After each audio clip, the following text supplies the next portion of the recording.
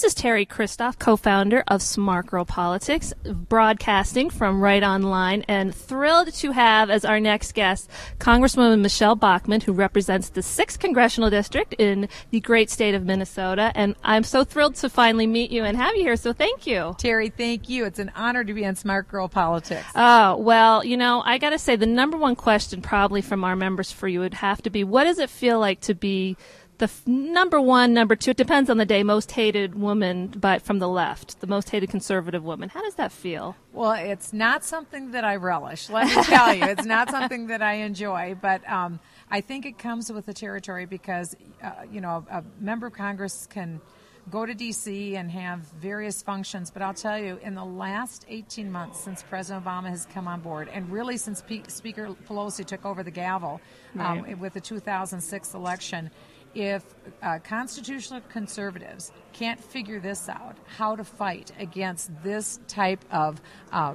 new program coming down the line, help us, because this is very obvious what we need to do. When you see the country getting taken over with regulations and out of control spending and debt burden and the rise of bureaucracy like we have never seen before, this government knows best mentality, it is destroying everything that previous generations worked so hard to build up. I mean, that may sound like an overstatement. It isn't, because if you look at the economic indicators, we're not going down a road of prosperity. We're going down a road of decline. And I don't want to say that, but it's true. And so we have to reverse course. We have to reverse course very quickly, or we're frankly in big trouble. And that's according to the International Monetary Fund, who tells us that. Right, and we polled our members at the beginning of the year, and even the healthcare was still going on, but the number one issue was deficit. Yes. And women of America are just incredibly concerned about the future generations, their children, their grandchildren. That's so, right.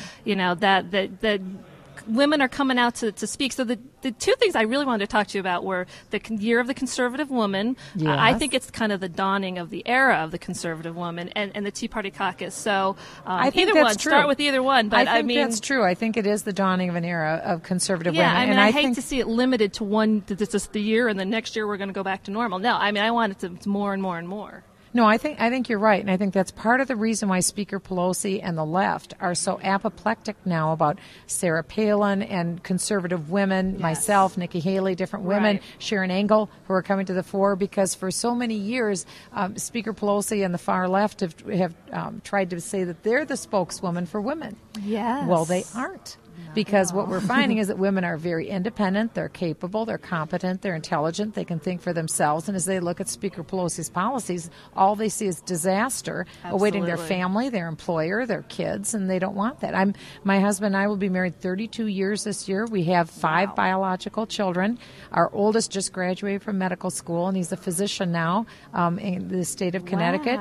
And we've raised 23 foster kids. Amazing. Great kids. Amazing. They're all grown, gone, launched now, except we have 2 biologicals, a senior and a junior in high school, and then we'll be done. But we have a lot invested. Yeah, absolutely. We have a lot invested in the future, and so we don't want to give up on their future for these great kids.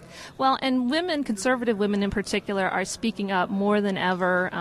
I like to think Smart Girl Politics has a small part to play in that. I think you do. You know, you get a lot of heat, but even just any conservative woman gets, even if they're just a blogger or on Twitter or something, you get attacked. Just, saying any opinion that you have, and that's vile it's attacks horrific. So you've ever seen. Do you have advice on how to deal with that? I mean, how to develop a thick skin? Because it does start to wear on you. Like, what is the deal with this? I'm just expressing, and dealing with Tea Party people and activists. They're the nicest. They're just Americans. I mean, it's they're mainstream not America. That's all. That's all the Tea Party is mainstream America. It's people that disagree with this rise of huge, expansive government. That's all it is.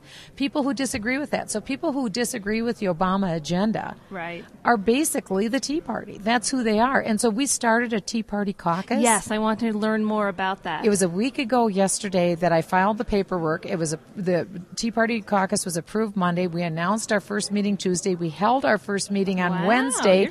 We had 24. Hitting the ground running. We are. We had 24 members come, and we had 12 real people with real stories, and our members were hooping and hollering and clapping, and they were so excited to hear what the real people were telling us, because their stories were, A, we're taxed enough already, yes. B, Congress, act within your constitutional limitations, and C, be fiscally responsible. Don't spend money than what you take in.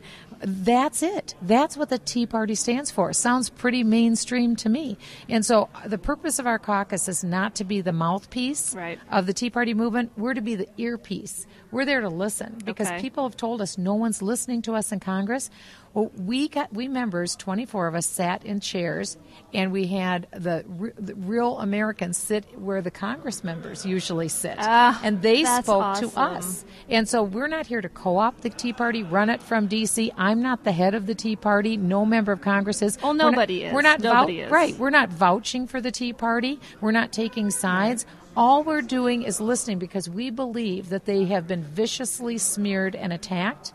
And so we think their ideas are worth listening to and credible. So we're respecting these ideas, and we're listening to their voice. So you'll be a partner with the grassroots then. We're it's listening. Not going to be. You're listening. We and are then listening, which is what Congress should be doing all this along. Translates into congressional action, hopefully whatever it will is. Impact our votes. Hopefully it will impact our votes and bring real stories and real lives to bear on this legislation. And I've asked Speaker Pelosi if we can use Skype. She's denied it so far. Skype is free internet service. Skype where is you a have big tool for the conservative activists. Oh, it's huge. Yeah. And with Skype, we can go ahead, and people wouldn't have to come to D.C. We had a woman on Wednesday, a young 30-year-old actress from Seattle, Washington, take a red eye to speak to the 24 members of Congress. Oh, was she the first one, Liberty Bell, that did the first...